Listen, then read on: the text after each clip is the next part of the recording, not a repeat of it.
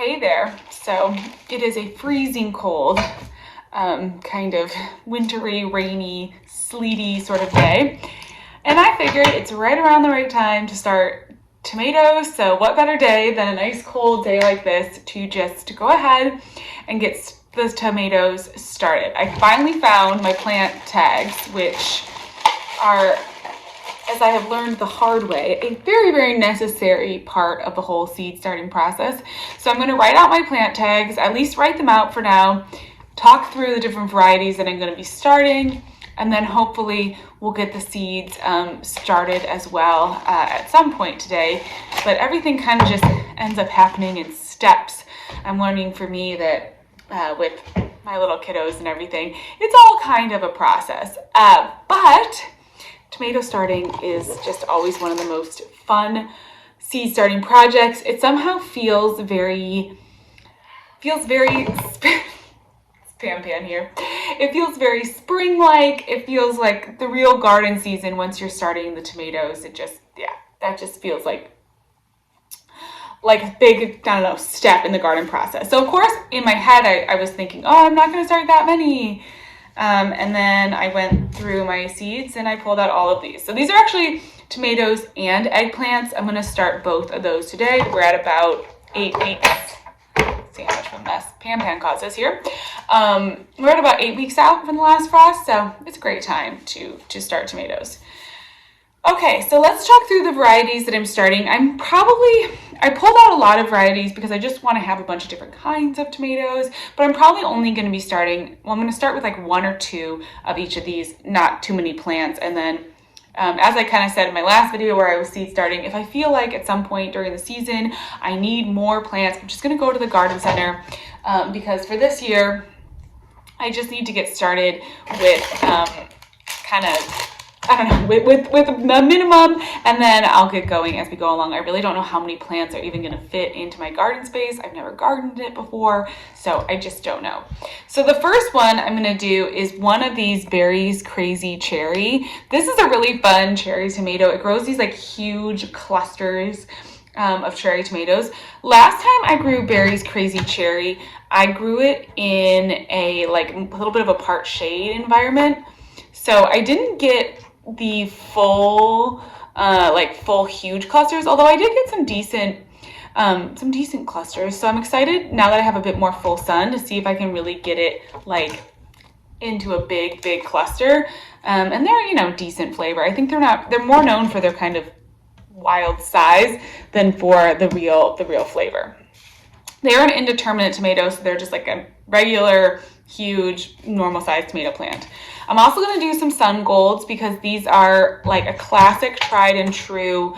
If you want to have prolific, lots of cherry tomatoes, my daughters like a lot of cherry tomatoes. Sun golds are they're kind of like, you're going to get a lot of tomatoes. So I'm going to do 2 sun golds just to have, some serious tomatoes. Then I'm also going to start kind of along that line of just having a good harvest of cherry tomatoes for eating, for snacking, so forth. I'm also going to start some Juliets. These are a little bit more of a saladette size tomato, so they're slightly bigger than the little cherry, but still very much a snacking, I would say, size tomato. I'm going to do 2 of those too, and those are going to be between that group of cherry tomatoes. I know I'm going to just get a huge harvest of cherry tomatoes. Actually, I should be using my garden marker because I feel like that does better with the sunlight. Then I wanted to start some more beefsteak tomatoes. I'm a big fan of the tomato sandwich, and I would really love to have some tomato sandwiches this summer. So I'm going to start a couple with that purpose in mind. I want to do some of these brown sugar. These are supposed to have a silky texture and a smoky flavor, about 5-ounce fruit. Supposed to be really perfect for eating raw and for, if you want to cook them or use them like that. So I'm going to start some brown sugar.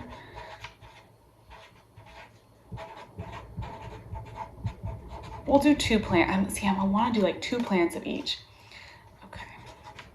I need to just not do that though. because I really need to have like space in my garden and in my seed starting trays. I don't have that many seed cells. Okay, so I'm also gonna do some San Marzano. I think I'm just gonna do one San Marzano. That's like a classic sort of paste tomato, so that will be good just to have. I do want to try to freeze some tomatoes. Harley girl's coming over to check out. I want to freeze some tomatoes, so I'm hoping that the San Marzano will be good for either just like putting into sauces kind of fresh or preserving. And I'm gonna do a white tomasil as well. Hey honey. These I grew 1 year. Not the permanent marker, no. These I grew 1 year, like one of the first years that I grew tomatoes, and they were really good. Creamy, smooth, half-pound fruits, excellent yields. I mean, that would be cool to have some high yields. So we'll do one of those, and just to have like a different color, because you know I'm just doing kind of a lot of white or a lot of red tomatoes. So this way I could have some yellow, and that would be a really interesting little bit of a difference. And then I had 2 other indeterminate, just big vining style tomatoes that I just wanted to try. Again, to add a little bit of different interest and color. This is called a Castelluto Genovese. It's a really just like a pretty, isn't that a pretty tomato? And it's supposed to be very high disease resistant, very, very prolific, big yields. And then it's also supposed to be early maturing. So kind of spacing out the time ranges of when I'm getting my tomato harvest. I think, it's always good to just kind of like have some different days to maturity, since there are options with the tomatoes. And you can eat these like right off the vine, like very much for fresh eating, which again is really how we eat a lot of our tomatoes. So I'm going to do one of those too and try to see. I've grown tomatoes every year, and I've really only ever done a lot of the cherry tomatoes. Like, it just, with the container gardening that I do, I find that cherry tomatoes seem to do better in container gardening. So I'm excited now that I'm getting into some more in-ground growing to try out some of these bigger varieties. And so with that, I got this big meaty slicer, very vigorous. This is Country Taste, kind of a classic looking tomato, but should be good since it's high yielding, and it's supposed to do really well through the summer heat, which is something that can be hard for tomatoes, and it's something that I deal with here in Virginia. It gets very, very hot, very humid during the summer. The Juliets do really well with the summer heat, but it would be nice to have more of like a meaty beefsteak tomato that also can handle some summer heat. So that's kind of why I wanted to try that one. I'm thinking too, with my seed cells, I can also put in like 2 or 3 seeds, and if all the seeds sprout, then I can always divide those and have more, tomato plants in the actual garden. I am quickly running out of plant tags. This always happens when I seed start, so I'm just gonna actually reuse some old ones. Just cross out the other year's plants. And let's put in, okay, next thing we're doing, some like big yields again, a few more basically cherry style. These are the spoon tomatoes. These my daughters love, and they are like a super, super prolific wild plant. They grow these huge, crazy plants that grow everywhere, and then they have these little tiny tomatoes that are almost like the size of like a blueberry or even smaller. But if you have kids, I mean, I've said this a million times, if you have kids, these are so fun, and the girls love them. I'll probably do some in containers and some out in the garden, so maybe I'll do 2 of those. I'm not gonna have enough. Do I have enough seed cells to start all of these? Oh my gosh, okay. Then I want to do some actual container style tomatoes. So I have these Gordamandes Yellow, which are a determinate style. They're 4 containers, 12 to 20 inch plants. a cherry tomato. It's supposed to have like high yields with a sweet yellow fruit. Not all of these like really small container style tomatoes have the best flavor. Some of them kind of like just don't really taste like much. So I'm hoping that these actually, that these actually like taste good. They're supposed to have this interesting flavor. So we'll see. I'm gonna do just like one of those for up on the patio. And then I'm also gonna grow some of my favorite kind of like tried and true container style tomatoes, and those are Tiny Tims. If you want, let's not, she loves playing with the cats. If you like just want to have like a really good classic variety of like determinate tomato, you have like a couple little containers, you just want some cherry tomatoes. I've just always had such good luck with the Tiny Tims. They're just really consistent, they grow really well, and I've just always, never had an issue with them. All right, now let's talk about eggplants. I had to go get some more some more plant eggs. I love eggplants. I think eggplant is just like such a good garden food. I use eggplants. I talked about this a ton. I use eggplants, like I'll put them in ground beef. I'll put them in just any sauce I'm making, anything. They're nice. One of my favorite varieties are the White Knight eggplants.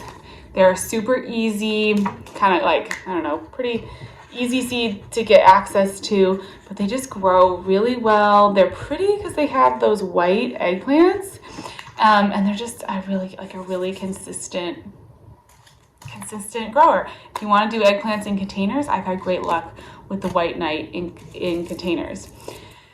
This year I wanted to try a few as well that were not the white ones, but like a more classic eggplant. So these are the Rositas.